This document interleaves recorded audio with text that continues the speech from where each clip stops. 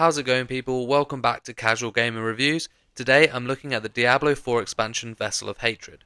I played 20 hours and completed the main story, but that is superfluous as given the type of game Diablo is, you can really play as long as you want.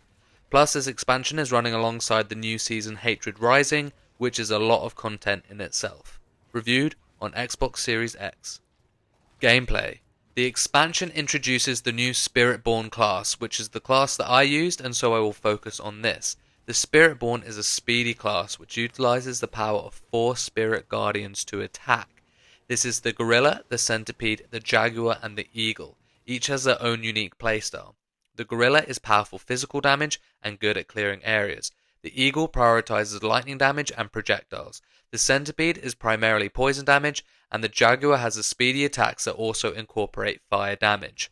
I found my build to benefit from using all Spirit Guardians, as it gives a wide range of moves, but also there is a passive skill which gives you buffs for switching between them.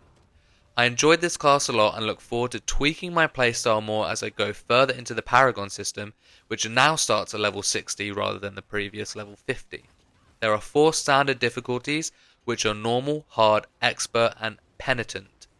Then there are the torment difficulties, which are split into 4 levels depending on how mad you are. Performance was seamless. I had no issues with frame drops or lag, which you sometimes get in always online games. Visuals. Vessel of Hatred introduces the new region Nahantu. This is a jungle region that is washed with blood and demons. I generally like the art style of Diablo 4 as I like the dark gritty nature. I'm happy they chose this route a la Diablo 2 after going for brighter colours in Diablo 3.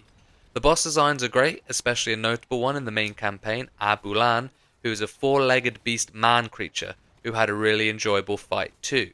Then there's the cutscenes, which are completely gruesome. Blizzard have some amazing CGI tech, and their cutscenes are some of the best in the business. Couple this with tearing flesh and breaking bones, it most certainly isn't for those with weak stomachs, but has become a Diablo staple, and I love it. They look fantastic. Audio and music.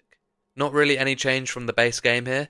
Expect squishing, squelching, and exploding as you wade your way through the slaughter.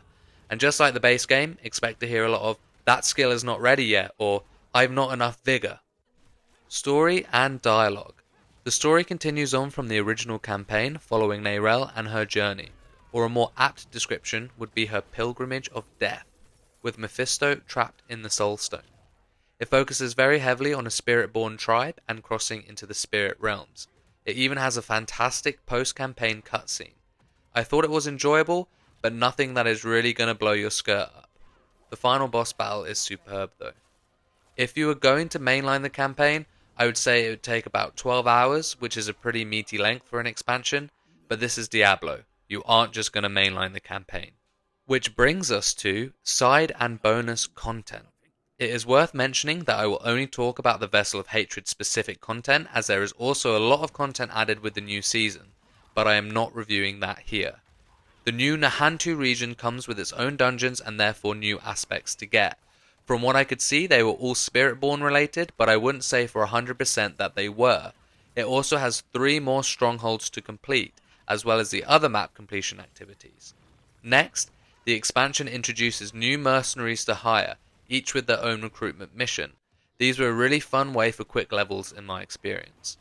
Some of them had notably gruesome cutscenes too.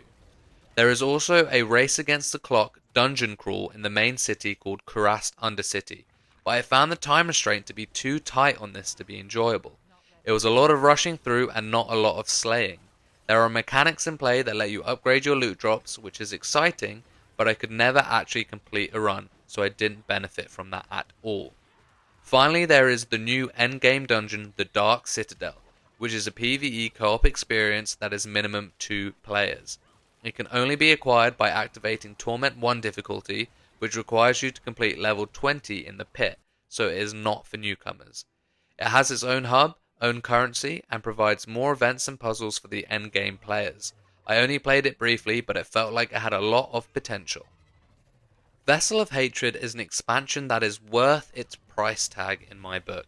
A lengthy campaign, a whole new class, plenty of dungeons and side missions, and also a whole new endgame activity. I would recommend this to any Diablo 4 fans, but even if you didn't enjoy the base game at launch, I would give it a try now as it has massively improved. Vessel of Hatred gets a casual gamer score of 8 out of 10.